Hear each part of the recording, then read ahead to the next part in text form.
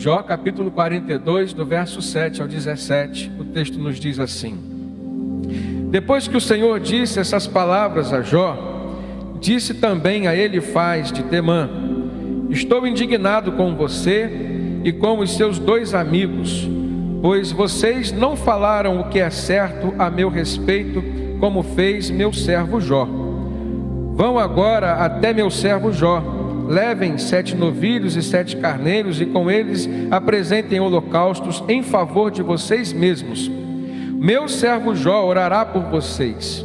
Eu aceitarei a oração dele, e não lhes farei o que vocês merecem pela loucura que cometeram.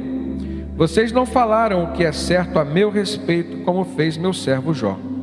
Então Elifaz de Temã, Bildade de Suá e Zofar de Naamate fizeram o que o Senhor lhes ordenara, e o Senhor aceitou a oração de Jó. Depois que Jó orou por seus amigos, o Senhor o tornou novamente próspero e lhe deu em dobro tudo o que tinha antes. Todos os seus irmãos e irmãs e todos os que o haviam conhecido anteriormente vieram comer com ele em sua casa. Eles o consolaram e o confortaram por todas as tribulações que o Senhor tinha trazido sobre ele, e cada um lhe deu uma peça de prata e um anel de ouro. O Senhor abençoou o final da vida de Jó mais do que o início. Ele teve 14.000 ovelhas, 6.000 camelos, 1.000 juntas de bois e 1.000 jumentos. Também teve ainda 7 filhos e 3 filhas. A primeira filha deu o nome de Gemima, a segunda o de Késia e a terceira o de Querem-Apuque. E em parte alguma daquela terra havia mulheres tão bonitas como as filhas de Jó, e o seu pai lhes deu herança junto com os seus irmãos. Depois disso, Jó viveu 140 anos, viu seus filhos e os descendentes deles até a 4ª geração, e então morreu em idade muito avançada. Essa foi a história de Jó. Uma história que começou de uma forma muito triste, mas que teve um final feliz. E de uma certa forma, o responsável pelo final da história de Jó, em primeiro lugar, sempre é Deus. Mas aqui Jó teve uma participação pela maneira como ele encarou as adversidades da vida, as suas perdas. O livro começa falando sobre as suas características. É Deus tecendo elogios a respeito de Jó, dizendo que ele era um homem justo, um homem íntegro, um homem que tinha temor, mas logo em seguida nós vemos acontecer tragédias na vida de Jó. Ele perde todos os seus bens, depois ele perde seus filhos, depois ele perde sua saúde. Os amigos de Jó vieram ter com ele. Também é um momento que parece ser bonito na vida de um homem quando perde o que tem. Parecia que ele não tinha perdido seus amigos, alguma coisa ficou. Bildade, Zofar e Elifaz. Eles vieram e a uma certa distância, quando viram Jó, não conseguiram reconhecer, tal era o estado de sofrimento daquele homem. Jó antes era um homem muito rico, imponente, conhecido naquela região. E eles olharam para um homem que estava completamente enfermo, sozinho. A mulher de Jó, irmãos, ela disse: olha, nesse estado que você está, amaldiçoa o seu Deus e depois morre. Parecia que aqueles amigos, quando estavam chegando para Jó, seriam um alento. E de fato assim foi, mas não resistiram àquela tentação humana. Queremos buscar explicações e queremos dar explicações a tudo que estamos passando e tudo que estamos vendo. E aí eles começaram a cometer alguns erros. Começaram a acusar Jó. Jó, não é normal acontecer o que está acontecendo com você. Com certeza você tem pecados ocultos. E aí a história de Jó, registrada no seu livro, traz uma série de diálogos que aconteceram. Primeiramente entre Jó e seus amigos, depois uma série de diálogos entre Jó e Deus. Mas há uma riqueza de ensinamentos muito grande nos diálogos entre Jó e seus amigos e nos diálogos entre Jó e Deus. Há uma riqueza enorme nas conclusões que Jó tirou, nos ensinamentos que ele aprendeu em meio à sua dor, mas sempre em meio à presença do seu Senhor. E há uma riqueza maravilhosa quando nós percebemos o milagre da restauração da vida de Jó, no sentido de que é enriquecedor nós conhecermos um Deus a quem nós servimos, um Deus que nos ama, um Deus que é infinito em graça, misericórdia e amor. Quando nós olhamos para a história de Jó, nós podemos traçar alguns objetivos que nós percebemos serem revelados na Bíblia acerca do que Deus queria fazer na vida daquele homem e do que Deus deseja fazer na nossa vida hoje. Nós precisamos saber que Deus é Deus, independente das circunstâncias. O segundo objetivo é que nós temos que saber qual é o nosso lugar e o lugar de Deus. Não é porque Deus não está fazendo o que nós estamos querendo que Ele vai deixar de ser o nosso Deus, como foi proposta da mulher de Jó. Um outro objetivo que nós percebemos ser de Deus, através da experiência vivida por Jó, é que nós temos que aprender a nos aproximar de Deus, e isso com humildade, com temor, com reverência e com prudência. Foi a maneira como Jó se manteve perto de Deus. Isso fez com que Deus o preservasse. Isso fez com que Deus restaurasse tudo aquilo que ele havia perdido. Nós temos que nos aproximar de Deus, irmãos, querendo mais conhecer do que receber. E esse também é um dos objetivos que nós vemos Deus querer ensinar a nós hoje, através da história de Jó. Nós temos que aprender finalmente que a melhor oração é aquela que traz a proximidade e a intimidade com Deus, e não só aquela que traz a prosperidade do Senhor para nós. De tudo, o que Jó mais valorizou não foi o fato de Deus ter restituído a ele em dobro tudo que ele perdeu, mas o que Jó mais valorizou, e o que nós hoje temos que valorizar mais na nossa vida, foi a presença de Deus com ele durante a sua enfermidade, durante as suas perdas, durante os seus questionamentos. Nós não temos um Deus que nos proíbe de questionarmos a nós mesmos, de questionarmos o nosso comportamento. Nós não temos um Deus que nos proíbe de pensarmos e refletirmos acerca do seu próprio comportamento, porque é mediante a reflexão, é mediante os questionamentos que nós aprendemos. Deus não pode deixar de ser quem Ele é. E nós não podemos sair da posição da qual nós estamos. Deus é o Criador e nós somos criaturas. Deus é o Senhor e nós somos seus servos. E se assim nós mantivermos o nosso relacionamento com o Senhor, mesmo que Ele nos tenha como amigos e nós o tenhamos como amigo também, esses pontos nunca poderão estar distantes do nosso relacionamento. Mas um ponto que talvez tenha sido mais importante foi o fato dele ser um homem que orava. E uma das lições que eu tiro da história de Jó é que a oração pode nos trazer um benefício maior do que as necessidades que nós apresentamos e os favores que nós pedimos a Deus. A oração pode nos trazer o benefício da intimidade com Ele, da companhia dEle e da presença dEle.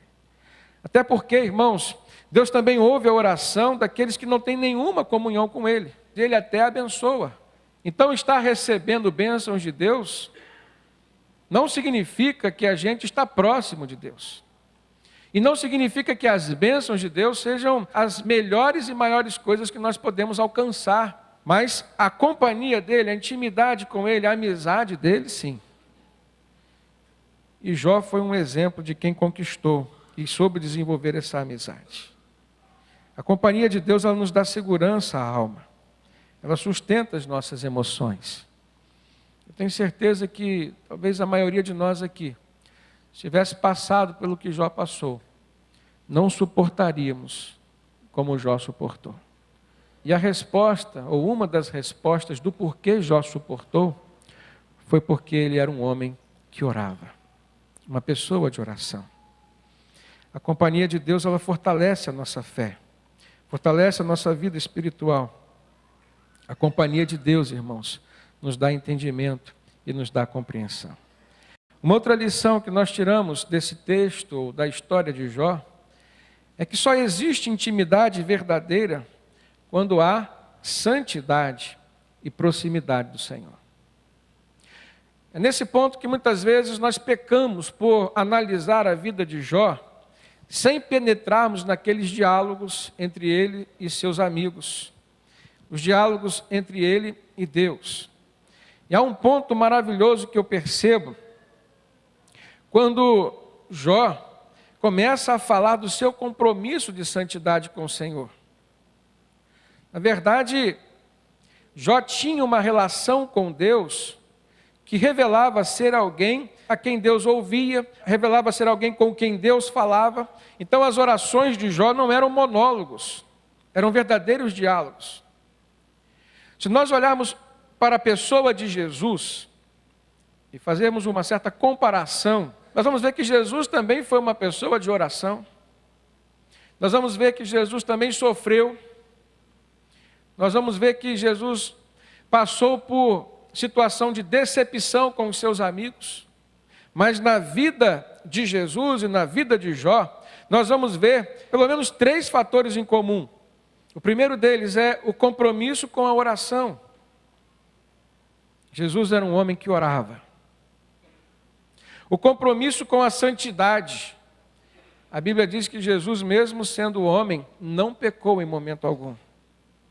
Jó não poderia ter essa prerrogativa nem esse atributo. Mas a Bíblia dá um testemunho maravilhoso logo no final do primeiro capítulo, acerca de Jó, que mesmo diante de tantas perdas que ele teve, em nenhum momento Jó pecou e nem atribuiu culpa a Deus. Então ele era um homem que tinha compromisso com a santidade, zelo com a sua relação entre Deus e a sua relação também para com os homens. Nós vamos ver que Jó então tinha um compromisso com a sua missão. Então são 3 aspectos positivos na vida de Jó, que nós precisamos também ter e cultivar na nossa vida. Um compromisso com a oração, um compromisso com a santidade e um compromisso com a nossa missão. Se nós olharmos no livro de Jó, logo no capítulo 1, a Bíblia diz que ele tinha uma família feliz. A Bíblia diz que ele era um pai que intercedia pelos seus filhos. Jó, capítulo 1, verso 4 e 5. Diz que seus filhos costumavam dar banquetes em casa, um de cada vez, e convidavam suas 3 irmãs para comerem e beberem com eles. Mas terminado um período de banquetes, Jó mandava chamá-los e fazia com que se purificassem. Jó tinha zelo pela vida espiritual dos seus filhos. Diz também que de madrugada ele oferecia um holocausto em favor de cada um dos seus filhos, pois pensava, talvez os meus filhos tenham lá no íntimo pecado e amaldiçoado a Deus. A Bíblia diz que essa era a prática constante de Jó.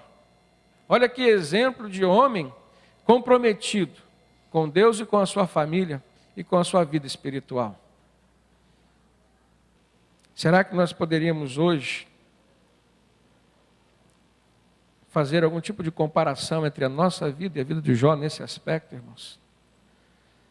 E por isso eu concluo que muitos de nós hoje estamos despreparados para enfrentar aquilo que Jó enfrentou e termos o fim feliz que Jó teve.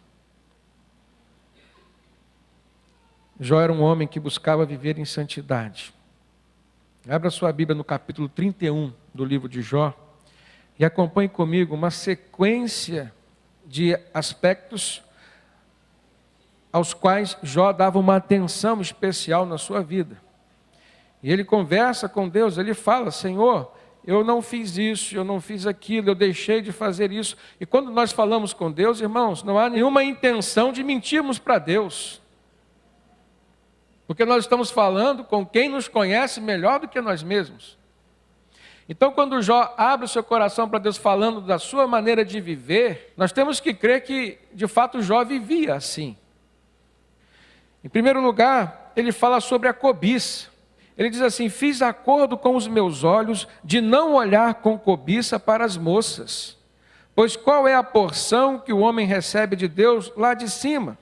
Qual a sua herança do Todo-Poderoso que habita nas alturas? Não é ruína para os ímpios, desgraça para os que fazem mal?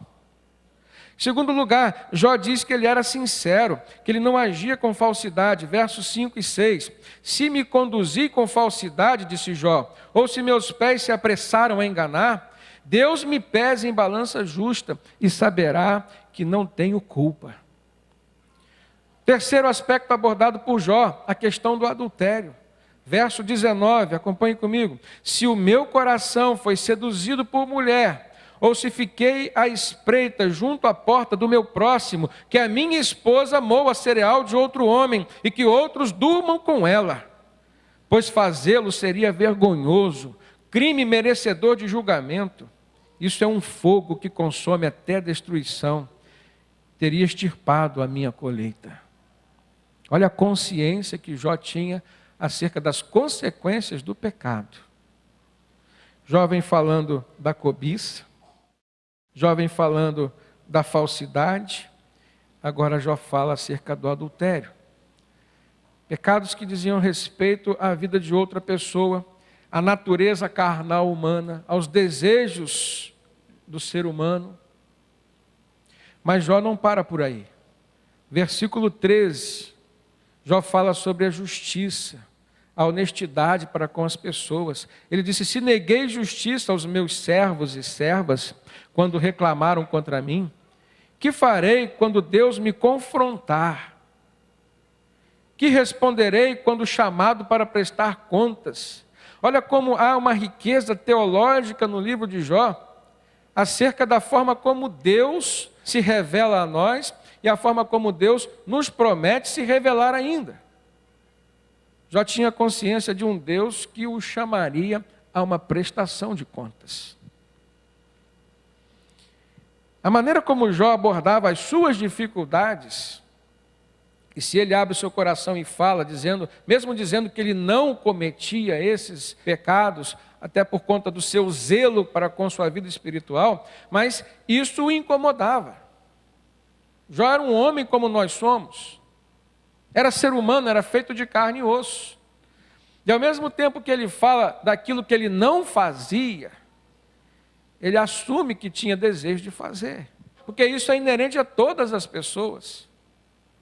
Mas da mesma forma, por exemplo, como Jesus esteve aqui entre nós como homem e não pecou, da mesma maneira que a Bíblia diz que nós devemos ser santos como Deus, o nosso Pai, é santo, mesmo que a Bíblia nos diga também que é impossível nós alcançarmos a santidade de Deus e sermos perfeitos, porque a Bíblia diz que não há um justo sequer sobre a face da terra, o apóstolo Paulo fala aos Romanos. A Bíblia fala que todos pecaram e então separados estão da glória de Deus. Mas aqui nós vemos um exemplo prático de um homem que soube lidar com as suas dificuldades, com as suas fraquezas e vencê-las. Isso mostra para nós que é possível, irmãos. Deus não passa a mão sobre a cabeça de quem está cometendo pecados. E nem é um Deus que coloca panos quentes sobre os nossos problemas, sobre as nossas dificuldades. E Jó não para por aí. Versículo 16, ele diz que além de se defender da sua própria natureza pecaminosa humana, ele era um homem que buscava fazer a vontade de Deus. Aí a gente vê o compromisso de Jó com a sua missão. Verso 16 ele diz: se eu não atendi aos desejos do pobre, ou se fatiguei os olhos da viúva, se comi o meu pão sozinho, sem compartilhá-lo com o órfão, sendo que desde a minha juventude o criei como se fosse seu pai, e desde o nascimento guiei a viúva, se vi alguém morrendo por falta de roupa, ou um necessitado sem cobertor, e o seu coração não me abençoou porque o aqueci com a lã de minhas ovelhas, se levantei a mão contra o órfão, ciente da minha influência no tribunal, que o meu braço descaia do ombro e se quebre nas juntas, pois eu tinha medo que Deus me destruísse, e temendo o seu esplendor, não podia fazer tais coisas. Ele temia a Deus. E muitas das suas obras ele fez por temor ao seu Senhor. Existe um perigo muito grande, irmãos, quando nós começamos a desenvolver uma intimidade com Deus. Essa intimidade nos leva a desfrutar de uma amizade, e o perigo está no momento em que a nossa amizade nos leva a afrouxar o nosso compromisso com o temor e as responsabilidades que nós temos com Deus. Pare e pense a nível de relacionamento humano. Você começa, enquanto você não conhece uma pessoa, você traça limites no relacionamento entre você e ela. E esses limites, normalmente, eles levam em consideração o respeito, levam em consideração a ética. E à medida que você vai conhecendo aquela pessoa, muitas vezes você vai se relaxando. Vai havendo um afrouxamento nesses limites. Mas também vai havendo o quê? O perdão, a compreensão. E na maioria das vezes é por conta desse relaxamento que os problemas de relacionamento acontecem. Quando se perde o respeito, por exemplo. O temor a Deus é fundamental para que a gente não perca o respeito por Ele. Para que a gente não o diminua. Não é porque Deus é rico em amor, graça e misericórdia que nós vamos abusar da paciência do Senhor. Se Deus refrescar conosco, irmãos, por conta de algumas faltas cometidas, é por conta dele. É graça. Deus não tem obrigação nenhuma de aliviar as nossas falhas. Nós precisamos hoje ser uma igreja fundamentada no comportamento de Jó, no que diz respeito ao temor, ao respeito. Jó era um homem rico, mas a gente não vê traços de ganância na vida de Jó. Olha no verso 24, Jó diz assim: se pus no ouro a minha confiança, e disse ao ouro puro, você é a minha garantia, se me regozijei por ter grande riqueza, pela fortuna que as minhas mãos obtiveram, se contemplei o sol em seu fulgor e a lua a mover-se esplêndida, e em segredo o meu coração foi seduzido e a minha mão lhes ofereceu beijos de veneração, esses também seriam pecados merecedores de condenação, pois eu teria sido infiel a Deus que está nas alturas. Então, o que ele tinha, ele reconhecia que foi Deus que tinha dado, e ele não permitia que aquelas riquezas pudessem abalar as suas estruturas emocionais e nem afetar o seu relacionamento com Deus. Sabe por quê, irmãos? A Bíblia nos ensina que a ganância é uma espécie de idolatria. Jó está declarando que ele não adorava o dinheiro que ele tinha. Então ele não servia a Deus para que Deus o enriquecesse. E a prova disso é que a prosperidade que ele havia alcançado não tinha afetado o seu comportamento. Quantas pessoas hoje têm procurado o Evangelho, que têm pregado a teologia da prosperidade, tem contaminado o coração de muitas pessoas, tem corrompido seus relacionamentos com Deus, a ponto de que quando elas percebem que não prosperaram como queriam prosperar, abandonam Deus, abandonam a fé. Há muitas igrejas que estão hoje alcançando fiéis, apresentando o caminho da prosperidade e não o caminho da salvação. Às vezes apresentam os dois, mas o que chama mesmo as pessoas é o caminho da prosperidade.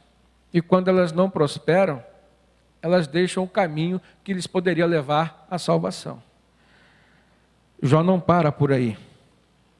Jó fala da sua relação com os seus inimigos. Preste atenção, irmãos. No versículo 29 ele diz: se a desgraça do meu inimigo me alegrou, ou se os problemas que ele teve me deram prazer, eu que nunca deixei minha boca pecar, lançando maldição sobre ele. Olha que lição, quantos cristãos hoje estão lançando maldição?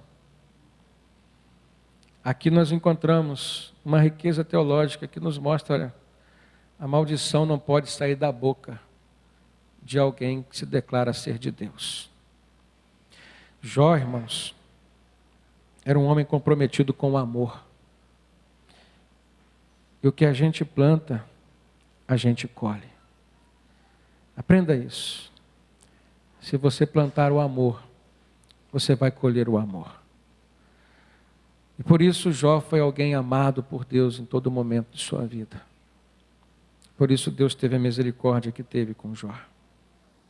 Não se pode ouvir maldição, porque como pode jorrar de uma mesma fonte uma água doce e uma água amarga? Isso nos confronta com relação ao nosso comportamento. É para mim, é para você, cristão.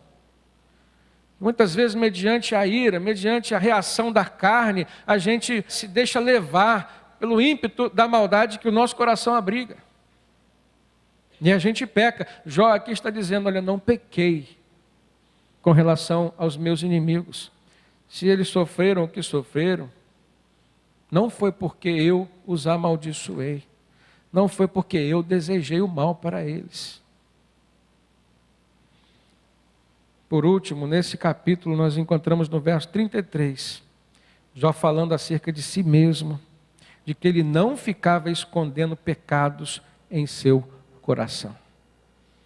Nós precisamos aprender com Jó, irmãos, uma vez que o Espírito Santo nos revele qual o pecado que está em nosso coração, confessar, liberar o nosso coração para que Deus possa nos tratar. Se nós mesmos não conseguimos nos livrar desse pecado que o Espírito Santo tem nos revelado, nós temos o Espírito Santo para nos ajudar.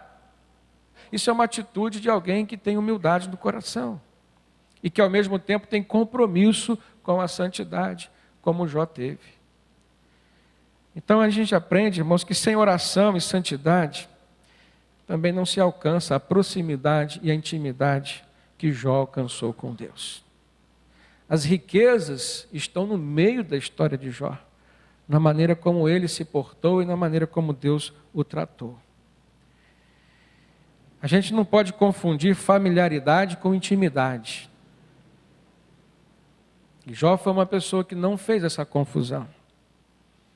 Sei que para muitas pessoas Deus é familiar, mas muitas delas não têm intimidade com o Senhor.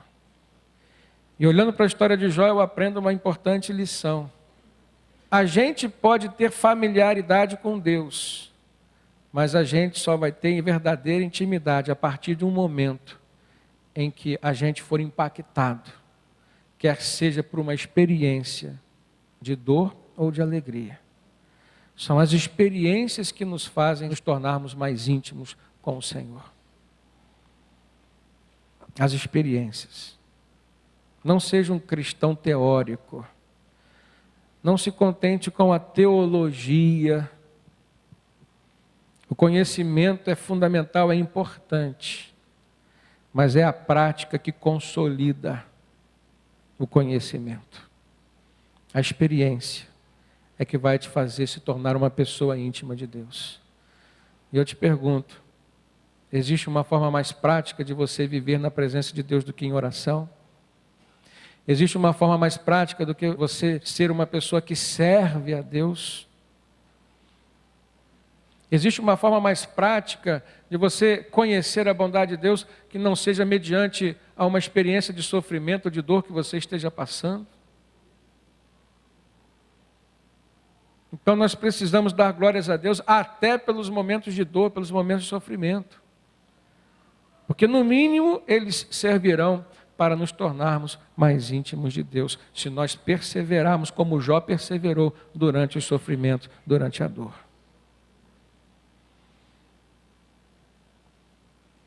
A proximidade com aquele que é perfeito realça as nossas imperfeições e os nossos pecados.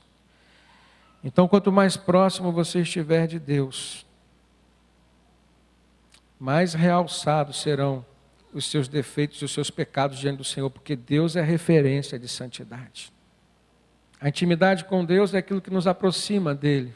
Quando nós nos aproximamos daquilo que é referência em santidade, por menor que seja o nosso pecado, ele vai aparecer. No capítulo 40, no verso 3, Jó respondeu ao Senhor: Senhor, eu sou indigno, como posso te responder tais perguntas? Eu ponho a mão sobre a minha boca, como quem não tem nem condições de falar. Eu vejo uma evolução no pensamento de Jó acerca de si mesmo, porque quando seus amigos vieram e começaram a lhe acusar, ele começou a se defender. E não há problema nisso. Mas houve um problema na vida de Jó, no momento em que ele se defendeu tanto, ele começou a encontrar tanta coisa boa nele, e nós falamos de tantas aqui no capítulo 31. O problema é quando a gente começa a olhar para as coisas boas que nós fazemos e começamos a nos achar bons demais, quase perfeitos. Aí a gente começa a experimentar aquilo que a Bíblia diz de soberba espiritual ou arrogância espiritual. E houve um momento em que Jó começou a se tornar um pouco arrogante. E Deus o questionou: olha, você está querendo colocar a culpa em mim? Olha que no início Jó não culpou a Deus em nada, mas ao longo dos discursos, ao longo das conversas e dos diálogos, ele aprendeu muita coisa. Mas durante as suas reflexões, nós precisamos compreender isso, irmãos. Nós somos seres humanos, somos falhos. Cuidado para você não fazer de você mesmo ou a respeito de você mesmo um conceito que não é a verdade. E ele começou, de uma certa forma, a transferir para Deus a culpa do que lhe estava acontecendo. Se você olhar a partir do capítulo 3, nós vamos ver o momento em que Jó amaldiçoou o dia em que nasceu. E quando alguém amaldiçoa o seu nascimento, ele está culpando quem? O seu próprio Deus. Então Deus se manifestou corrigindo. Eu acho lindo essa personalidade de Deus de não suportar o erro. E quem lhe dá intimidade, quem lhe dá condições, a esse Deus se manifesta na hora. Capítulo 38, verso 2. Diz assim: quem é esse que obscurece o meu conselho com palavras sem conhecimento? Deus fala para Jó: prepare-se como simples homem que você é, vou fazer-lhe perguntas e você me responderá. E Jó reconheceu que não tinha condição de responder nenhuma delas. Capítulo 40, verso 8. Você vai pôr em dúvida a minha justiça, disse Deus para Jó. Vai condenar-me para justificar-se? Então a gente vê um homem saindo de um patamar de justiça, de retidão, de temor ao Senhor. A gente vê um homem saindo de um patamar de quem estava enfrentando todas as perdas, mas a gente vê um homem. E nós não podemos nos esquecer de que somos seres humanos. E apesar da nossa vida de compromisso com Deus, como Jó teve, de sermos pessoas de oração como Jó foi, de termos compromisso com a santidade como ele tinha, de termos um compromisso com a nossa missão como ele teve, irmãos, nós não somos perfeitos. Isso não pode trazer a nós um julgamento próprio acerca de nós mesmos. Deus confrontou Jó. Deus nos confronta ainda hoje. Mas nunca podemos nos esquecer de quem somos, de onde viemos e de quem Deus é. Por isso que o apóstolo Pedro fala na primeira carta, no capítulo 5, verso 5. Cingi-vos todos de humildade, porque Deus resiste aos soberbos, contudo, concede graça àqueles que são humildes. Quanto mais nós ficarmos exigindo coisas de Deus, como prosperidade, cura, mais nós vamos declarar a nossa ignorância acerca de quem Deus é e do que Ele quer fazer conosco. O cristão precisa reconhecer, irmãos, que ele é indigno e não merecedor das bênçãos de Deus, pois quando nós nos diminuímos, é aí que o Senhor vai nos exaltar. Foi isso que Jesus nos ensinou. Os humilhados serão exaltados. E por último, eu quero concluir falando que o favor de Deus é maior quanto maior for o nosso temor por Ele. O temor a Deus, ele é uma mistura de respeito, de medo, mas sobretudo reverência. Esse é o temor a Deus. Esse é o temor que a Bíblia diz que é o princípio de toda a sabedoria. Se nós olharmos para o exemplo de Jó, nós vamos encontrar um homem justo, um homem íntegro, fiel a Deus, cheio de boas obras, cheio de temor ao Senhor. Mas nós vamos ver, sobretudo, um homem que valorizava cada momento na presença de Deus e que sabia que a paciência de Deus nem sempre será a paciência que nós esperamos que Ele tenha por nós.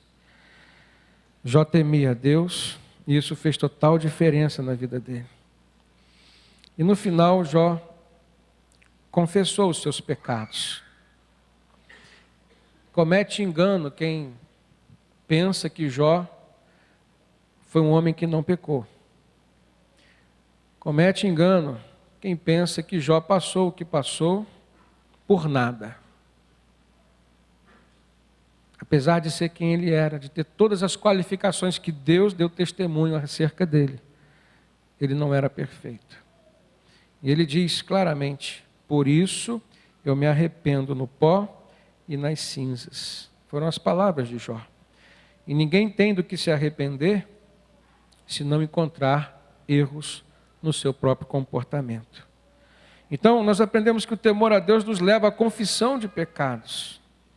E, na verdade, é essa confissão, irmãos, que nos traz o perdão e que nos traz a cura.